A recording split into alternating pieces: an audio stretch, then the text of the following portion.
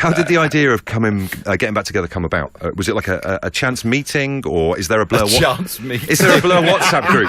Even when we actually split up, it didn't take this long to get it together. I mean, for goodness sake, I was just really excited about playing the songs again, and I didn't really have any inkling that we'd be making any new music. But that sort of like completely changed the perspective of this whole kind of getting back together again, and sort of puts a whole new sheen on our past. You've done way more Britpop documentaries than I have.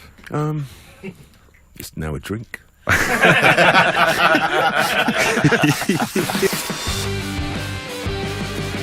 Well, Blur, welcome to Absolute Radio. It's an honour for me to have you here because you are my favourite band of all time. You're the band that I've seen the most in my life, which is an amazing thing.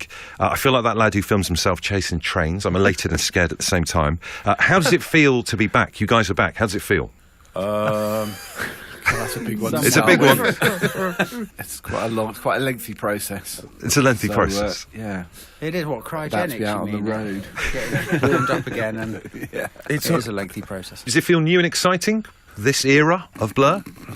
Actually, it does. It does, because we've made a great record. Yeah, you got some big gigs at Wembley coming up, which we're going to talk about very, very shortly. But I mean, I love the choice of the warm-up venues that you guys have picked: Eastbourne, Winter Gardens, Wolverhampton, the Halls, Newcastle City Hall. But the one that is near me in Leigh-on-Sea in Essex is Colchester Arts Centre. There you go. Because those venues remind me of some of the venues that Blur would have played back in the early days a little bit. Do you know what I mean? Like university refectories, that kind of thing. Do you know what I mean? We've all separately done gigs. We've all separately. Together, possibly Dave and I. Yeah, Graham and in I the same definitely. band. That's where I maybe. first met you, actually, Damon. You played there with some guy in a hat. Some guy in a hat. I was called Circus, and I had kind of 80s hair gel, spiky hair. And I remember coming on and, well, Graham, what did I say? Wake up Yeah. very loudly. Yeah, making everybody in the room incredibly awkward. Yeah. And then to make it even more so, I came down into the audience, which wasn't many, and people were like turning their back and like reversing from me. Sounds terrifying. It was a complete disaster. So that's the last time I played there. Speaking as someone who's not from Colchester at all, Yes. it does feel like a really good place to kick things off. Actually, Yeah. you know, your past is always there. You can't change it.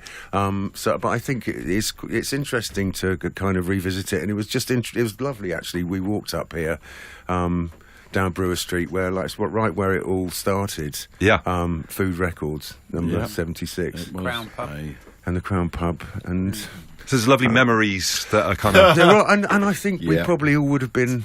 Well, I was just really excited about playing the songs again, and I didn't really have any inkling that we'd be making any new music. But that sort of like completely changed the perspective of this whole kind of getting back together again, and sort of puts a whole new sheen on our past. Did you take it in? Did you take it all in at the time? Just one final thing on that, you know, because sometimes people will go through an amazing career like you guys have had, and maybe not had a chance to stop and take in what you've achieved, because you've achieved some amazing things and you've got great stuff still to come. But did you feel like you enjoyed it at the time and you took it in properly? The aftershock of any big experience is far better understood latterly. I don't know about you. I don't tend to spend much time looking back. You know, people just say, do you miss those days? But you kind of miss Father Christmas coming when you're driving down your hill. You've done way more Britpop documentaries than I have. It's now a drink. I wondered how long that was going to take. How did the idea of getting back together come about? Was it like a chance meeting, or is there a Blur? Chance meeting? Is there a Blur WhatsApp group? Even when we actually split up, it didn't take this long to get it together. I mean, for goodness sake, it's been. I mean, what is it? 2015. Up is another ridiculous. We're just four middle-aged men who have living our lives and have this amazing shared history, and you know, if we were going to come out again as a band, I think it was really important that we kind of rediscovered each other And, you know, the lovely thing about knowing people like Dave, Graham and Alex for so long is that it's, you know, that there's so much shared experience that it's, you know, it's a pleasure. At the moment, it's a pleasure.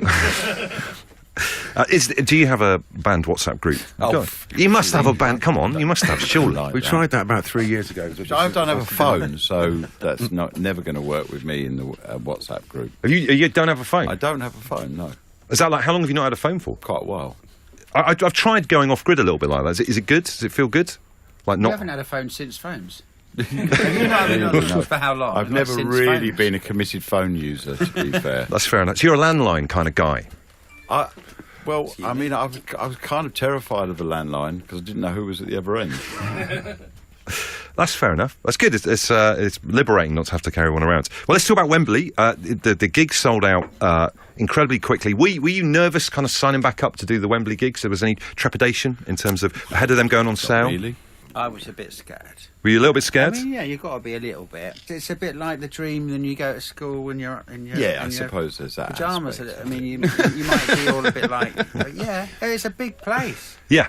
and of course, it did sell out really so fast. It was amazing. It was unbelievable how You quick. never really know, like, whether anyone still cares until you actually put a show on sale. And I mean, I was like flabbergasted that it sold out so quickly. And Yeah, because you're all kind of quite private guys, and you're not like constantly like soundbitey out there in the media all the time. So do you know what I mean? You're kind of quite. I think you're quite private. So you've not kind of been whipping people up for ages with the idea of whether you're going to get back together. So it was amazing. It was brilliant. It was heartwarming to see how quickly it sold out. The most interesting thing is that we've made another record. Yes. Because we obviously have that shared nostalgia with a lot of people, Yeah.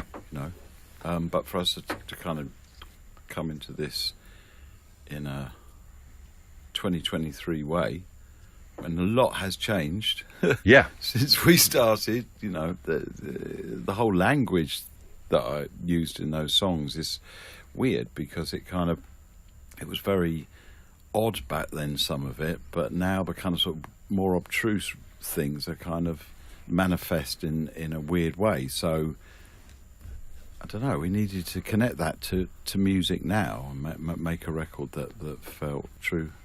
Well, let's talk about it. The new record, the Ballad of Darren, is fantastic. I listened to it on the way home last night. It's absolutely fantastic.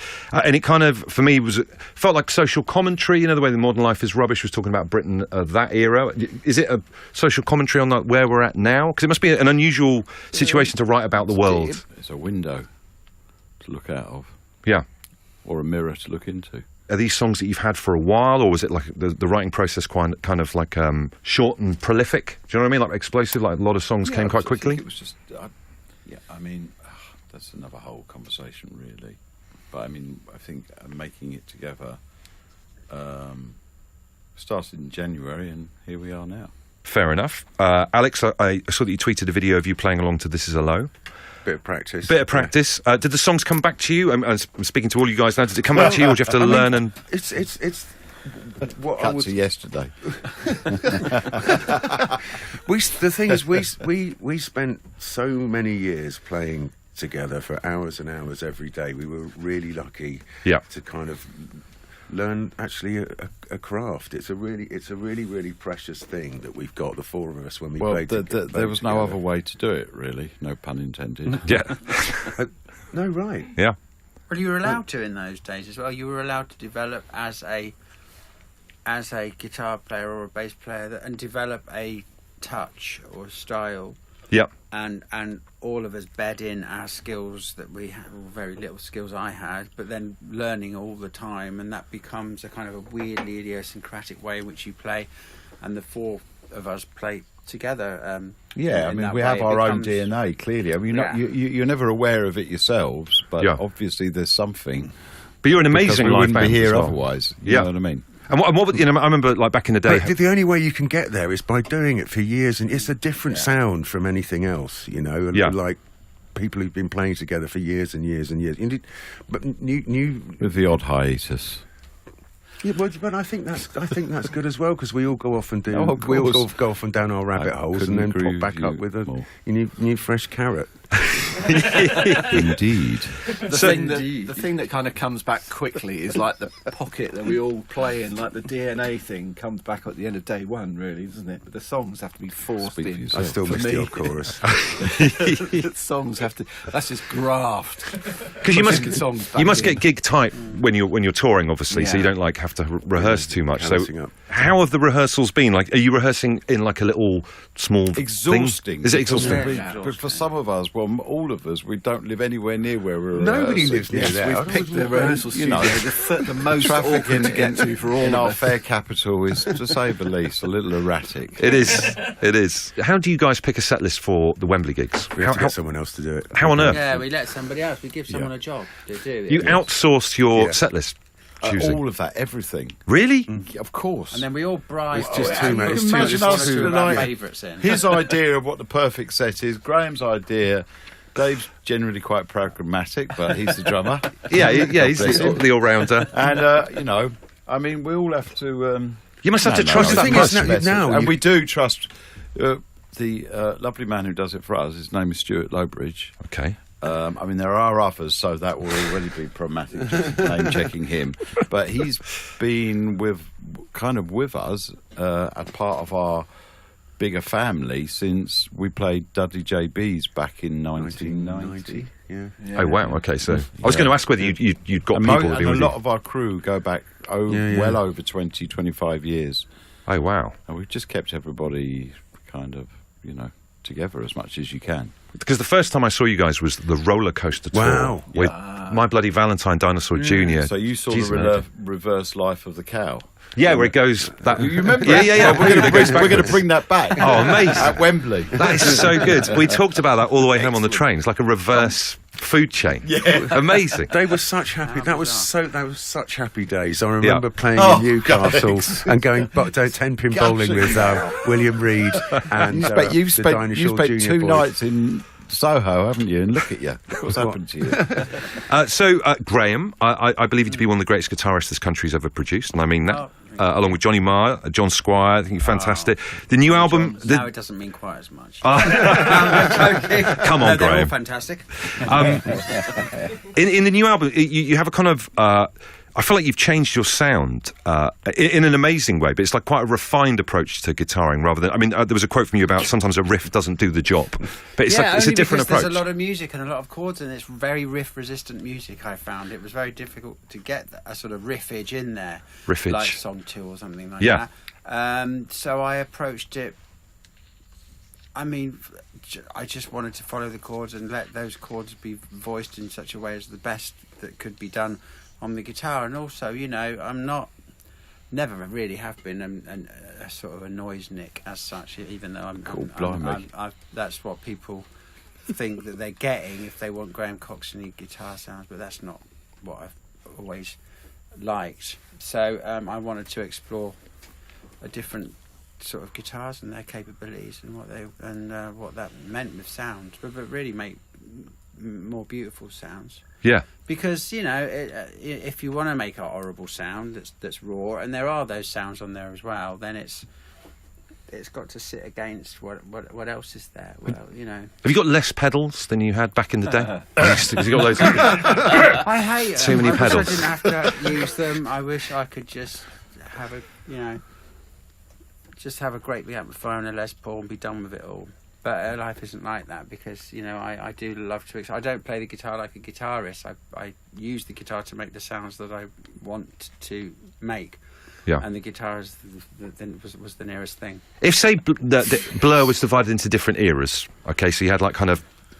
Come on, you've already written this, so spit it out. Say kind of like on the as a edge Blur. journalist. On the edge Blur, like, Plymouth Pavilions, leisure era, that kind of crazy resurgent Blur, Modern Life is Rubbish, chart-storming Blur with The Great Escape. What kind of era Blur are we got now? Life Hours was So Part Life is Imperial. Imperial Blur. imperious. Blur. What kind of era Blur do you think we've got at the moment? These are the rock gentleman years. It could be. I think it's I like that. completely new. I'm not interested in era. that one. Although there is echoes and little moments that I think listeners will, if they know Blur well, will recognise from very early days. And will you be a bit nervous before you go on stage at Wembley, do you think? No. Nope. Damon's not having that at I all. might be. Alex, you are... Which means I probably will be, absolutely. now he said that.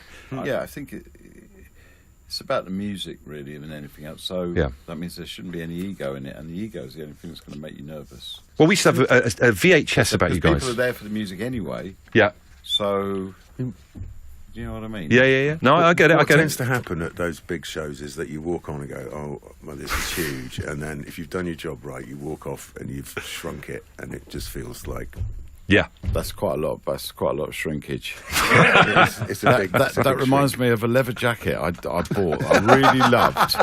But you just... You get into a zone, don't you? There's more people listening to this than there will be. dying No, when you're doing big gigs, there's more people listening to this than there will be listening to Wembley. But this just feels like we're having a I do a chat. better job of playing at Wembley than dyeing my jacket. So. I remember I had a CD back in the day, which was you guys live in Japan, and they went absolutely crazy for you over there. Are there any? Because you did an amazing tour as well as part of this, playing in some cool locations. Try not to do too much and kind of sort of over egg it. It's just about 12 shows, and it's not. Very No, many. it's not crazy. no, But you're playing in some Slightly good more than locations. that, Alex, you're kidding yourself. If it's just 12, it's You told me it was 12, Alex. Yeah, exactly. If it's more than that, I'm sorry. I'm not Okay, well, sure. fair If you enough. only stood up for 12. I'm just telling you. Go home at the I just 13th. don't think it's 12. I think it's more than that. We're playing South America. We're playing Japan. We're playing Europe. And we're It's like 4 in South They know America, we're 2 in playing Japan. there. It's probably more than 12, but less Exactly. than 20. Yeah. It's a manageable amount. Well, we'll see about that. We'll see about that. We'll see about that, guys. So then, on the eve of this new era, what would you want Blur fans to feel when they listen to the new record, which is a fantastic thing? It's an amazing record. What would you like for them to take away from listening to that record?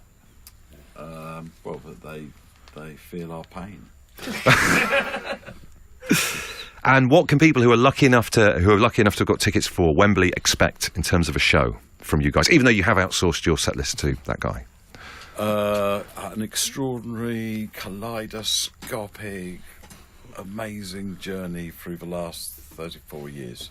I love that. Well, listen, I think it's like a reinterpretation of all of Blur's music with a small chamber orchestra. Sounds more like a West They're gonna love End that. show than a gig. Starlight Express. Well, listen, it's amazing to have you back. Appreciate you chatting to Absolute Radio. Blur, thank you so much. Cheers, Bush. Cheers. Okay. Thank you.